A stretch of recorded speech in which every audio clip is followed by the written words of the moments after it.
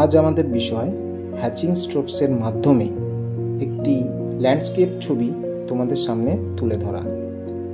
সবার আগে একটা মন্দির ও নদী দিয়ে ছবিটা আমি এঁকে ফেললাম।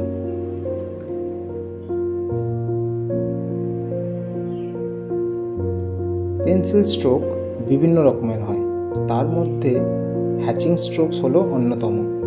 এখানে পেন্সিলটা কোনাকুনিভাবে বা যাকে বলে ডায়াগোনালি বারবার উপর থেকে নিচে দাগ টেনে হ্যাচিং স্ট্রোকস দেওয়া হচ্ছে।